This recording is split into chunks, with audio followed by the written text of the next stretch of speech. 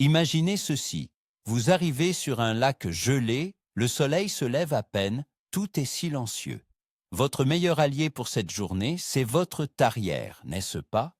Et si je vous disais que cet outil est aussi votre pire ennemi, que la façon dont 90% des pêcheurs l'utilisent est la raison principale de leurs échecs? Bonjour à tous et bienvenue. Aujourd'hui, on ne va pas parler du dernier leurre à la mode, mais de l'erreur la plus commune, la plus fondamentale en pêche sur glace. Le choix et le perçage du trou. Je vous promets qu'à la fin de cette vidéo, vous ne regarderez plus jamais une surface gelée de la même manière. Vous allez comprendre pourquoi, parfois, le meilleur endroit pour pêcher est celui où vous n'avez pas encore fait de bruit. Alors, question pour commencer et pour lancer le débat. Quand vous arrivez sur place, est-ce que vous percez un seul trou d'exploration ou est-ce que vous transformez tout de suite la zone en gruyère suisse? Soyez honnête. Pourquoi ce sujet est-il si crucial? Parce que depuis des générations, on nous a transmis une idée simple. Pour trouver le poisson, il faut multiplier les chances, donc multiplier les trous. On a tous en tête l'image du pêcheur expérimenté qui, en quelques minutes, quadrille une large zone avec sa tarière à moteur. C'est devenu une sorte de rituel, un signe d'efficacité. On se dit, il sait ce qu'il fait, il couvre le terrain. Cette habitude est tellement ancrée qu'on ne la remet même plus en question. On sort le matériel, on démarre le moteur et on attaque la glace avec vigueur. On pense prospection, mais en réalité, on fait du sabotage. On le fait parce que notre père ou notre grand-père le faisait, parce que le voisin de trou le fait. C'est une conviction collective basée sur une logique qui, malheureusement, ignore un facteur essentiel, l'impact de notre présence sur un monde sous-marin censé être silencieux et paisible, surtout en hiver. Commençons par le commencement. La scène classique, vous avez marché 50, 100 mètres sur la glace. Vous vous arrêtez à un endroit qui vous semble prometteur. Peut-être une pointe près d'une crique ou simplement là où vous avez vu d'autres pêcheurs la semaine dernière. Le premier réflexe, presque pavlovien, est de poser le matériel et de démarrer la tarière. On ne prend pas 5 minutes pour observer, pour écouter. On est dans l'action. On veut voir de l'eau le plus vite possible. On est impatient de descendre une ligne. Cette précipitation est la première brique de l'erreur monumentale. On oublie que le lac n'est pas juste une étendue d'eau sous nos pieds. C'est un écosystème en mode survie, où chaque créature est à l'affût du moindre signal de danger. Et le signal que nous sommes sur le point d'envoyer est tout sauf discret. Imaginez un cerf dans la forêt. Est-ce que vous arriveriez en criant et en tapant des pieds pour l'approcher? Non. Alors pourquoi le faire au-dessus de la tête des poissons? L'impulsion suivante est de se dire « Je vais percer une dizaine de trous en ligne ou en carré pour bien couvrir la zone ». Sur le papier, la logique est parfaite. En créant plusieurs points d'accès, on se donne la possibilité de tester différentes profondeurs, différentes animations, et de localiser rapidement un banc de poissons actif. C'est la théorie. La pratique, cependant, est bien différente. Chaque trou percé est une explosion de bruit et de vibrations. En perçant 10 d'affilée, vous ne faites pas une prospection. Vous faites un bombardement. Vous envoyez une série d'ondes de choc qui alertent absolument toute la vie aquatique dans un rayon de plusieurs dizaines de mètres. Les poissons les plus proches de votre zone de perçage vont soit fuir à toute vitesse, soit, s'ils sont plus léthargiques à cause du froid, se coller au fond, complètement stressés et inactifs. Vous avez donc magnifiquement préparé une zone où il n'y a plus aucun poisson actif. Parlons concrètement de ce bruit. Pour nous, humains, à l'air libre, le son d'une tarière est juste un bruit de moteur ou un grincement métallique. C'est normal, ça fait partie du décor. Mais sous l'eau, la perception est radicalement différente. Le son voyage presque 5 fois plus vite dans l'eau que dans l'air, et les vibrations se propagent avec une puissance décuplée.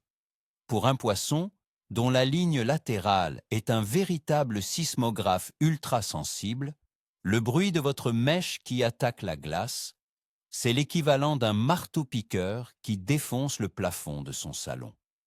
Ce n'est pas une simple nuisance sonore, c'est une agression perçue comme une menace de mort imminente.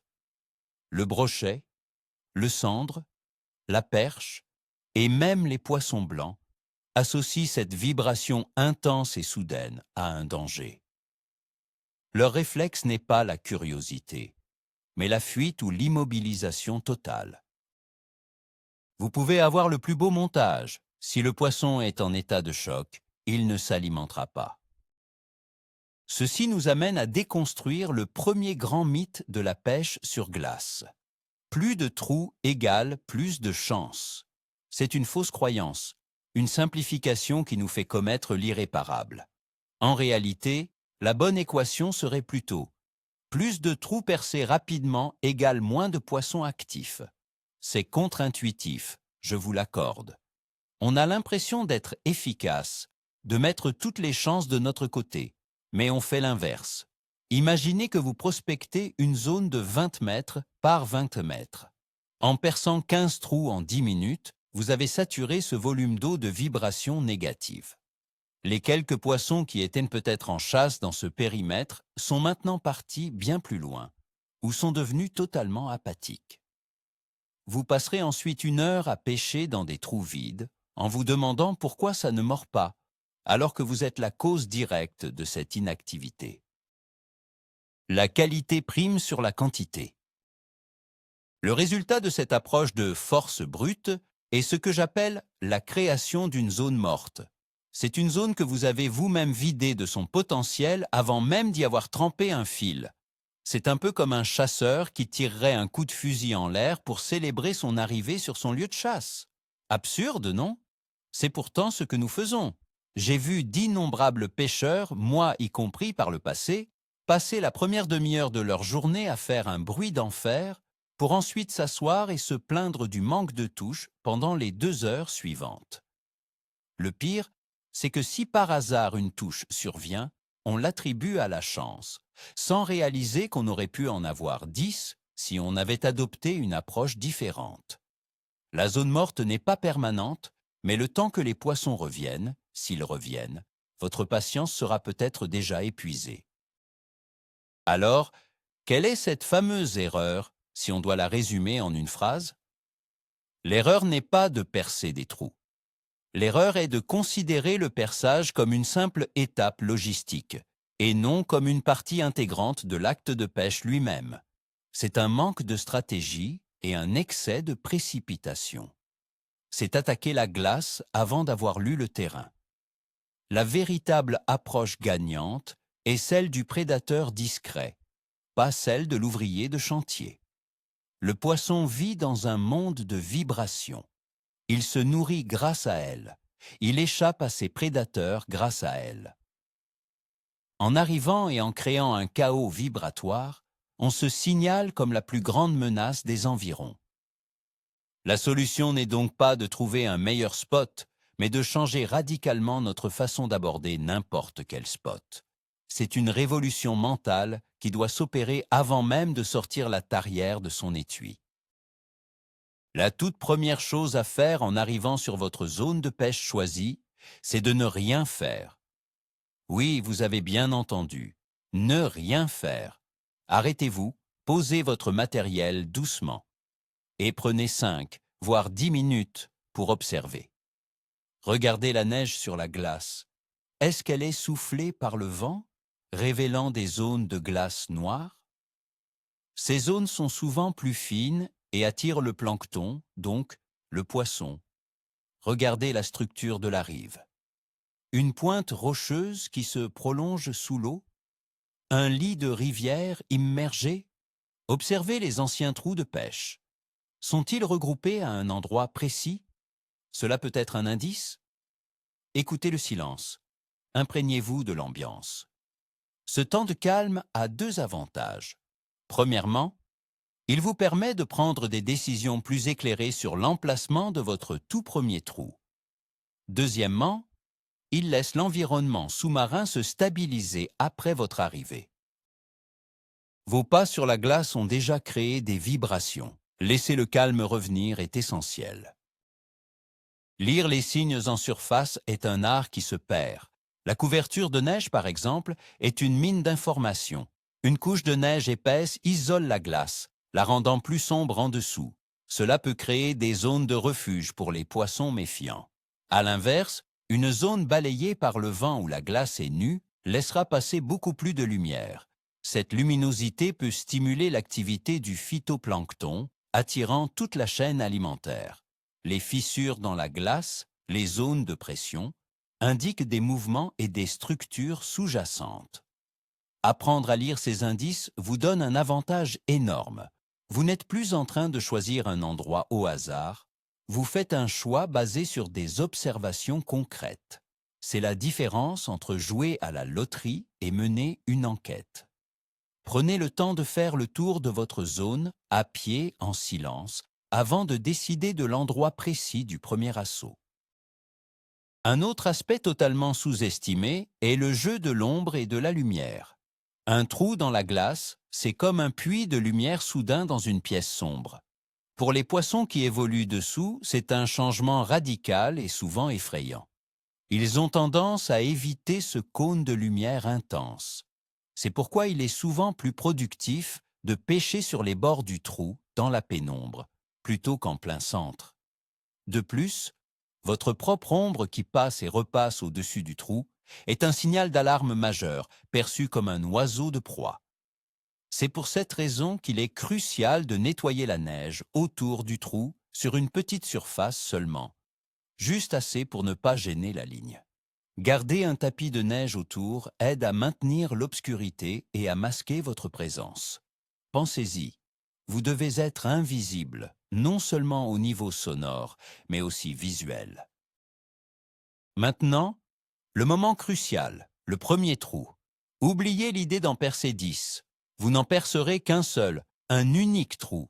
Ce sera votre trou test, votre porte d'entrée dans le monde sous-marin. Choisissez son emplacement avec soin, en fonction de toutes les observations que vous venez de faire.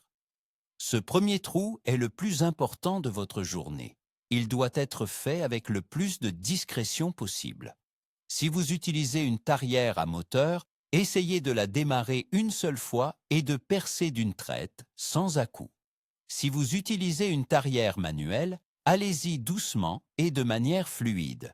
Le but est de minimiser la durée et l'intensité des vibrations. Une fois le trou percé, ne vous jetez pas dessus pour pêcher. L'acte de percer a déjà créé une alerte. Il faut maintenant laisser le calme revenir. Comment percer plus silencieusement? C'est une question de technique. Avec une tarière thermique ou électrique, assurez-vous que vos mèches sont parfaitement affûtées. Des mèches émoussées déchirent la glace au lieu de la couper, ce qui crée beaucoup plus de vibrations et de bruit. Posez la tarière fermement sur la glace avant de démarrer pour éviter qu'elle ne rebondisse. Percez à une vitesse constante, sans forcer. Laissez le poids de la machine faire le travail. Pour les tarières manuelles, le secret est le même, des couteaux aiguisés comme des rasoirs. Appliquez une pression constante et tournez de manière fluide. Un bon truc est de nettoyer la glace pilée du trou à mi-parcours pour soulager l'effort et réduire le bruit. Chaque détail compte pour transformer cette opération bruyante en une intrusion aussi discrète que possible. C'est un changement de mentalité. On ne combat plus la glace, on la traverse avec finesse. Une fois ce premier trou percé, la règle d'or est la suivante. Attendez, ne descendez pas immédiatement votre ligne. Le bruit du perçage vient de se terminer. Les vibrations se dissipent lentement. Les poissons qui ont été effrayés sont encore sur leur garde. Laissez passer au moins 10 à 15 minutes. Oui, 15 minutes complètes. Ça peut paraître une éternité quand on est impatient de pêcher. Mais c'est le meilleur investissement que vous puissiez faire. Pendant ce temps, préparez votre canne, choisissez votre leurre, prenez un café. Laissez la zone se calmer. C'est le temps nécessaire pour que les poissons curieux ou ceux qui n'ont pas fui très loin reviennent prudemment voir ce qui s'est passé. En pêchant immédiatement, vous présentez votre leurre à des poissons stressés. En attendant, vous le présentez à des poissons qui ont retrouvé un semblant de normalité et qui sont plus susceptibles de s'alimenter. Si vous utilisez un sondeur ou une caméra sous-marine, c'est maintenant le moment de l'utiliser, mais là encore, avec stratégie. Ne le plongez pas dans l'eau juste après le perçage. Attendez également ces fameuses 10 à 15 minutes. Ensuite, descendez la sonde très doucement. Regardez ce qui se passe. Y a-t-il de la vie? Voyez-vous des échos de poissons suspendus ou collés au fond? Le sondeur n'est pas juste un outil pour trouver le poisson, c'est un outil pour comprendre leur humeur. S'il n'y a absolument rien après 20 minutes, c'est peut-être que l'endroit est vraiment vide.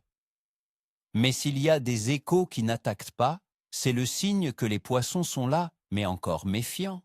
C'est une information cruciale qui vous guidera sur le choix du leurre et de l'animation. Une approche ultra fine sera nécessaire. Sans l'attente initiale, vous n'auriez peut-être même pas vu ces échos. Si ce premier trou ne donne rien après une bonne demi-heure de pêche et d'observation, il est temps d'en percer un deuxième, mais pas n'importe comment. Utilisez ce que j'appelle la stratégie du cercle qui s'agrandit. Au lieu de percer une ligne droite, percez votre deuxième trou à une distance raisonnable du premier, disons 10 à 15 mètres, dans la direction qui vous semble la plus prometteuse. Encore une fois, un seul trou, et vous répétez le processus. Perçage discret, puis une attente de 10 minutes avant de pêcher.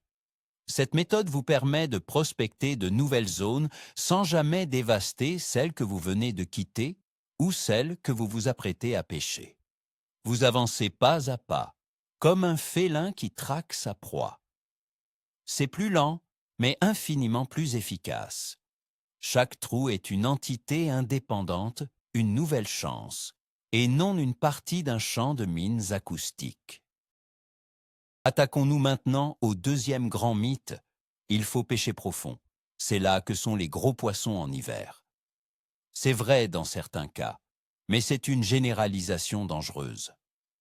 Très souvent, les poissons les plus actifs se trouvent non pas dans les plus grandes profondeurs, mais sur les zones de transition. Qu'est-ce qu'une transition? C'est un changement de profondeur, comme le début d'un tombant. C'est un changement de nature du fond, passant de la vase au sable ou aux roches. C'est la bordure d'un herbier. Ces zones de rupture sont des autoroutes à nourriture et des zones de chasse privilégiées. Se focaliser uniquement sur le chiffre indiqué par le sondeur est une erreur. Un trou percé à 4 mètres de fond sur une pente douce peut être bien plus productif qu'un trou à 10 mètres sur un fond plat et monotone. Cherchez les accidents de terrain. C'est là que se passe l'action. La vérité sur la profondeur est donc plus nuancée. Il s'agit de comprendre la structure. Avant de partir pêcher, regardez une carte bathymétrique de votre lac si elle est disponible. Repérez ces fameuses lignes de sonde qui se resserrent, indiquant une pente. Repérez-les au fond en pleine eau. Une fois sur la glace, votre stratégie de perçage en cercle doit viser à explorer ces structures. Votre premier trou peut être sur le plat, juste avant la cassure. Le deuxième, en plein dans la pente. Le troisième, juste en bas. En pêchant ces 3 trous, toujours un par un avec une attente, vous ne testez pas seulement des profondeurs, vous testez des habitats différents. C'est une approche bien plus intelligente. Vous finirez par trouver à quelle profondeur et sur quel type de structure les poissons sont postés ce jour-là. Car oui, cela peut changer d'un jour à l'autre. Laissez-moi vous raconter une anecdote vécue. J'étais sur un lac très pêché, connu pour être difficile. En arrivant, j'ai vu le scénario habituel. Un groupe de pêcheurs, à une centaine de mètres, avec leur tarière thermique, avait déjà percé une trentaine de trous. Le bruit était constant. J'ai décidé de faire tout l'inverse. Je me suis installé à l'écart, dans une baie peu profonde que tout le monde ignorait. J'ai pris 10 minutes pour observer. J'ai percé un unique trou manuellement près d'un arbre mort qui sortait de la glace. J'ai attendu 15 minutes. À ma première descente, j'ai pris une superbe perche. J'ai pêché dans ce seul et unique trou pendant 2 heures. J'ai sorti 8 poissons, dont un très joli brochet. Pendant ce temps, le groupe au loin, avec ses 30 trous, n'avait à ma connaissance rien pris. Ce n'est pas de la magie, c'est juste la preuve que la discrétion paie plus que l'agitation. Mettons en contraste les deux approches. Le pêcheur classique arrive, perce 15 trous, fait fuir 80% des poissons actifs de la zone. Il commence à pêcher dans un environnement stressé. Il change de trou toutes les 10 minutes, créant des vibrations à chaque pas. Il se plaint que ça ne mord pas.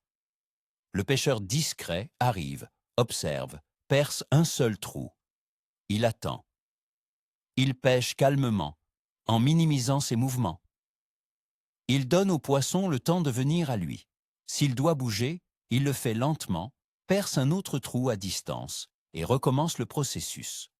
Le premier pêcheur subit sa pêche, il est à la merci d'un coup de chance. Le second maîtrise son approche, il crée les conditions de la réussite.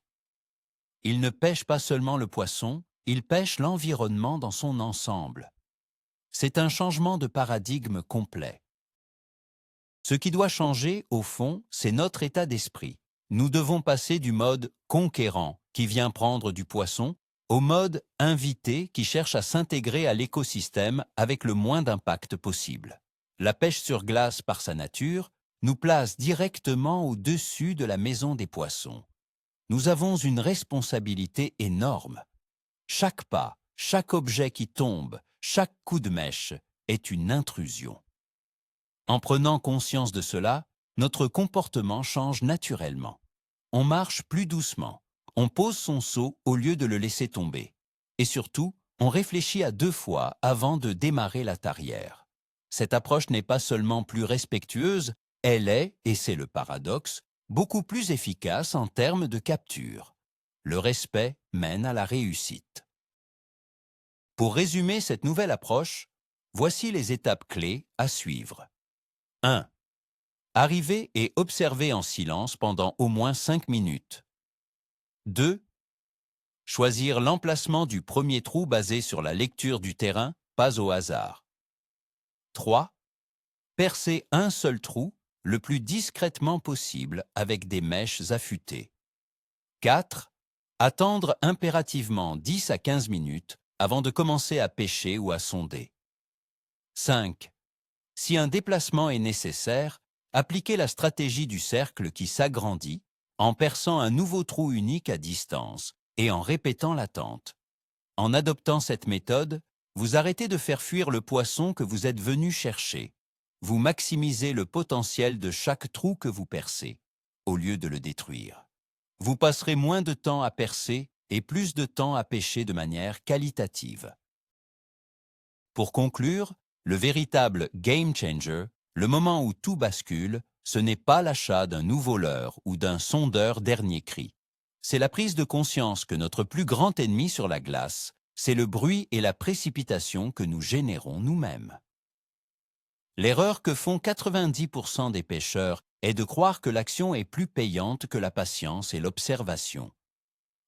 Voilà le tournant de cette vidéo, c'est de comprendre que votre journée de pêche commence non pas au premier coup de tarière, mais dans les 10 minutes de silence qui le précèdent. C'est une approche qui demande plus de discipline, c'est certain.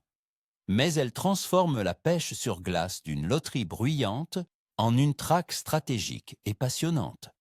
Et les résultats suivent, je vous le garantis. Merci infiniment d'avoir regardé cette vidéo jusqu'au bout. Si cette approche a changé votre vision des choses, faites-le moi savoir avec un pouce bleu et abonnez-vous pour ne pas manquer les prochaines stratégies. Et maintenant, la question qui tue pour les commentaires. Quelle est la plus grosse erreur que vous ayez faite ou vu faire en pêche sur glace? Racontez-nous vos anecdotes, les meilleures seront épinglées. À très bientôt sur l'eau, ou plutôt sur la glace.